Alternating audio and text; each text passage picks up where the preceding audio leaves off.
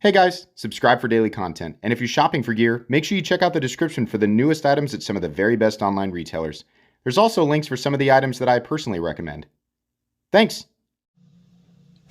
What's going on YouTube? Metal Complex here, and today I have a ridiculously epic unboxing to share with you guys. So this was sent by Jim Skelton. You guys need to go over and subscribe to Jim if you're not. I'm sure you already are, but if you're not, subscribe to him.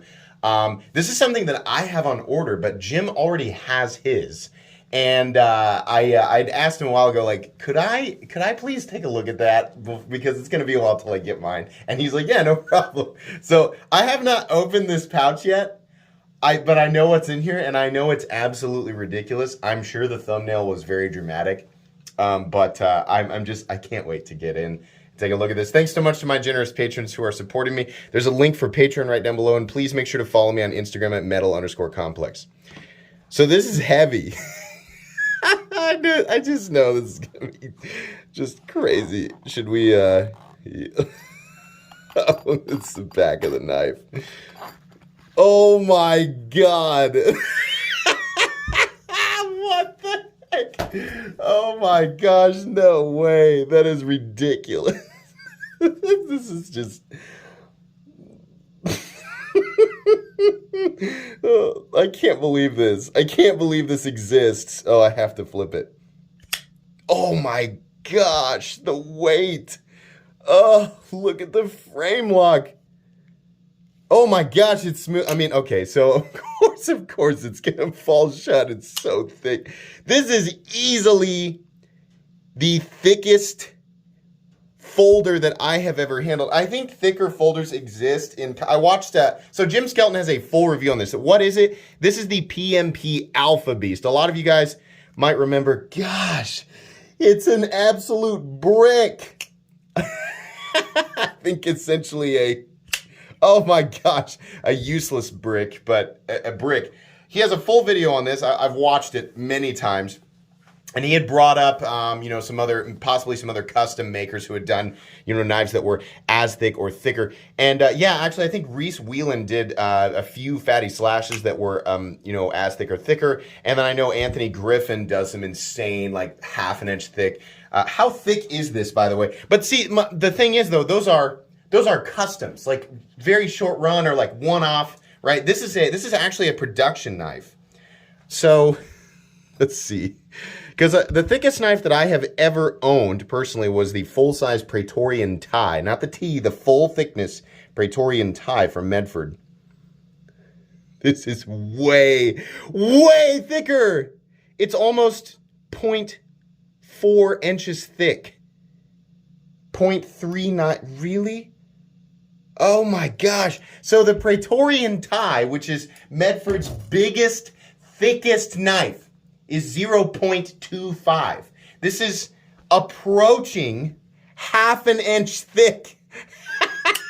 He had mentioned in the video that it was substantially thicker than a Praetorian tie, and I was like, what, really? Is it really? Yeah, it's way bigger. This is way bigger. This is crazy. Okay, so obviously, and I know the comment section is already filled with people going, there's no way it can be used. Why would they make? Obviously, I think the person who designed this was not. I don't think that this was designed as a serious everyday cutting tool, but more of just kind of a shocking thing of awe, right? So here's the crazy thing. I bet these holes are here for weight reduction. The blade is so heavy. The blade is unbelievably heavy. I bet that's weight reduction. So this is a hollow grind right here. This is essentially an axe wedge. That is officially the thickest cutting edge I have ever seen in my life. Look at this. Oh my gosh, the flat, it's absolutely insane. I wonder if it'll actually slice paper, which won't prove anything. Well, yeah, it actually will. Okay, so I mean, yeah, it's sharp, definitely, but I mean, here's the problem. Whatever you're gonna cut, you have to push a massive wedge through, right? Just an absolutely massive wedge through. Does it lock out? I'm sure it. Look at the stop pin. Oh yeah, it's completely solid, right? It's running on bearings, no weight reduction, and yeah, I'm sure you can touch the blade, but you can touch the blade. Like, I, I, I would ask, before we criticize, let's remember the thing was probably a joke in the first place. So it's not. This isn't something I'm going to give a serious review to because it's obviously ridiculous. There is no circumstance where this makes sense to carry over a more practical folding knife. There is no situation. It's already immediately I'm looking at this and thinking, this is absolutely ridiculous. It's hilarious. It's amazing that it exists, and I love it. I love stuff like this. As a knife enthusiast and a collector, I love the crazy and the unnecessary and the weird. I love that it exists. What are the materials? Not that they really matter because it doesn't really. Whatever this is made out of, right? I believe it's D2 and titanium, right? And I know people are going to complain about that, which, by the way, it's pointless because these are gone. This was a pre-order thing a while back. I had seen the person who runs PMP Knives, I had seen them tease this on Instagram, and I had relentlessly messages of saying, well, I need to know when I can. He kept saying the pre-order's coming. You can check out the old pre-order listing at Tools for Gents. Just go to Tools for Gents, and then I think in the search bar, you just type Alpha Beast, and there were a whole bunch of different ones. Before you flinch at the price, remember you have to convert it because that's in euros. So you have to convert it. I cannot remember what the price came out to for me because I pre-ordered mine so long ago. 350, 375, something like that, which is still a lot of money, right? I mean, that's the common reaction is 300 and up or D2 and titanium. Well, I mean, okay, yeah, but it's a lot of money for that and for those materials to take the form of something that is really not going to be practical in pretty much any situation. It's really just going to be one of those things where they knew. I think did they do 200? I don't know how many of these they did. It's just kind of a funny thing to have. At least my perspective is, it's a humorous thing to have if you are into knives. Freaking grind is just ridiculous. This is what I appreciate right off the bat. This is not a review. I'll do a video review, but it's not going to be a serious one. The thumb studs are absolutely massive, which should be the case if you're trying to. I can't believe how good the detent is as well. I mean, I'm pretty sure. Yeah, I can get it to shake out. Definitely. Now, if I'm holding on to the, it's not going to but if I get way down here, and it's actually kind of hard to get out. The detent is actually tuned pretty well. Yeah, it's very heavy, which it would need to be. But the leverage that you're getting on these massive and very comfortable thumb studs, here's the crazy thing. It's actually, can I do the reverse flick? Oh my gosh. Yeah, you can. It's actually pretty, it's not hard on the hands to manipulate. The centering is on, right? Lockup. Oh, it has a steel lock bar insert. I didn't even notice that. Lockup is coming in at like 8%, but the surface contact of that frame lock is probably, yeah, it's plenty good. You can see there where the mark is. So there's plenty of surface contact, even though it's a much smaller percentage of this massively, massively thick blade. Yeah, this is finished really well. This is the exact version of this knife that I got. The tumbled blade and then the blasted frame, or maybe it's also tumbled, I don't know. What's the size of the hardware?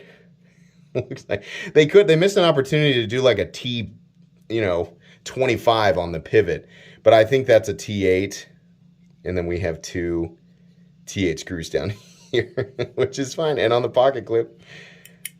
Milled clip, very easy to disengage, man. Yeah, this is 100% a humorous, crazy object, but I'm so happy that they made it. As far as I know, this is the biggest, thickest production folder. Most folding knives that are massively overbuilt, right?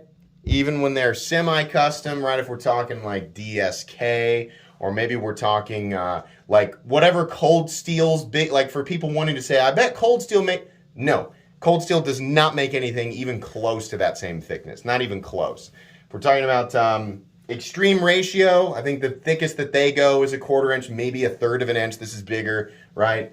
The SC5 and the BK2, the Kabar, the K-bar, right?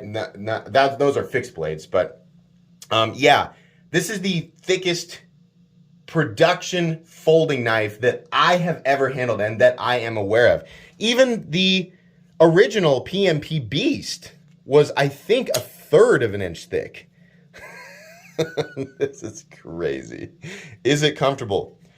I don't think comfortable's the right, kind of, like, it's like shockingly, you know, it's just a funny thing to hang on to because it really does feel like you are holding a solid brick of titanium. We should weigh it.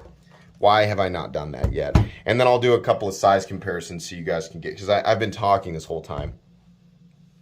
What? No, it weighs over a pound? Oh my God. 16.3 ounces.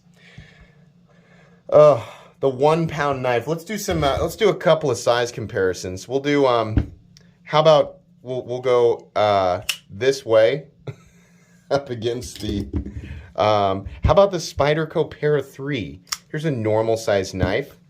Yeah, okay. How about this way? Good Lord. Can I fit the Para 3 between the scales? Yeah, almost. Almost. That's unreal. How about the bug out? Here we go. This is the definitely needed size comparison, right? Are you laboring over the choice between the Benchmade bug out and the PMP Alpha Beast for daily carry? Well, now you can compare and make that informed decision for yourself. Let's do some bigger knives. Let's do some knives in my collection that are actually, you know, like big. Let's do XM24. Let's do that guy. What else do I have that's big? SOCOM, Demco. We'll do, yeah, let's do these. All right. So here it is up against the SOCOM Elite. A big knife. It's not quite, yeah, it is though. Let's measure it. This thing's so crazy. It's crazy. Just a little over 9 inches, not quite 9 1/4, 9 1/8. Okay, there it is up against the SOCOM. Here it is up against the XM24. Let's turn them all this way. Oops, I bonked my SOCOM. Let's go like this. There we go. So there's the XM24, which might not stand, but you guys take a look at that right there. And then here it is against the SOCOM, which is the same blade stock as the XM24. How about up against the Strider and Medford 3/4 AR, which is a pretty standard sized Medford. They do have one step up from that, which would be like what the Marauder or the Fat Boy or the full-size Praetorian Tie would be, a little thicker than that, but that's like a pretty standard Medford knife right there for people who've never handled one. And then how about the Demco AD20? Yeah, even making the Demco AD20 look pretty hilariously small. And obviously there are bigger knives, right? Like there's knives that are longer. But what makes this humorous is not that it is just a big knife in terms of length. What's funny is that it's freaking stupidly thick. This is such a long unboxing. It's like a 14-minute unboxing. Okay, we're basically at the point now where I'm almost, you know, I might as well have reviewed it, but I do you know, to do a review on something like this, I'm gonna need to spend a little bit of time with it.